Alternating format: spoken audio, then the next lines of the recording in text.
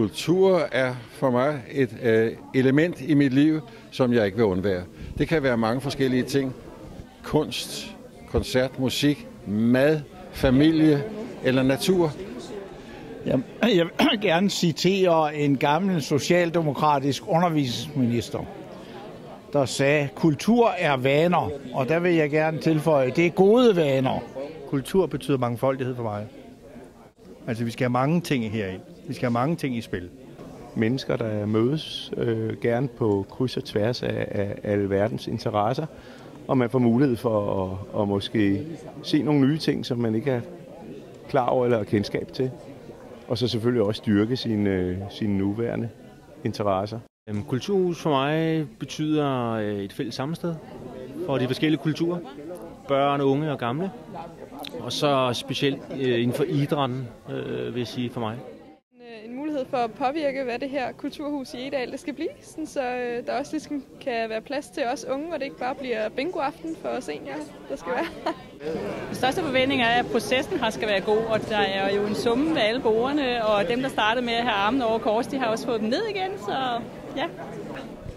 Jeg synes, der er en god stemning. Den er intens, og folk de snakker, og de gestikulerer, og de er meget optaget af at høre, hvad hinanden siger og tænker. Så jeg fornemmer, at der er en god stemning. Jamen, jeg synes, det går rigtig, rigtig godt, og der kommer rigtig dejligt mange forslag på, hvad kulturhuset eventuelt kan bruges til, og der er mange begrænsninger, fordi vi ikke ved med det ene og det andet, men jeg synes, der kommer rigtig, rigtig, rigtig mange gode forslag.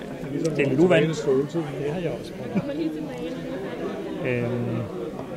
Men det er meget skægt at prøve. Det er meget sjovt at prøve, og det giver jo selvfølgelig, det løsner op for tungebånd, det hjælper jo folk til at tale bedre sammen. Og vi lytter meget til hinanden også. Det går rigtig godt, synes jeg. Jeg synes, at vi får favnet godt. Vi får favnet både vores kultur og vores idræt i det samme hus, og både det åbne og det lukkede.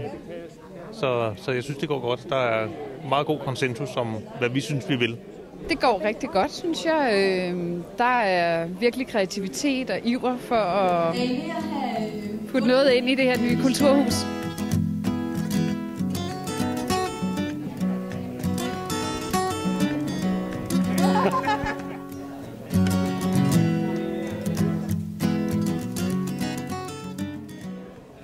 Utrolig energi, der er lagt for dagen, og nogle sjove, spændende, meget tværgående indlæg, der er kommet, og de unge og de gamle, og mange forskellige ting, så det har været dejligt at opleve.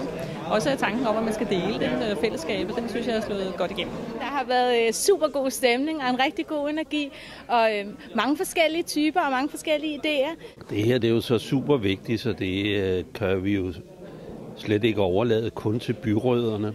Vi er jo nødt til at lave en opfølgningsgruppe fra de her kreative mennesker, der er her i aften, for at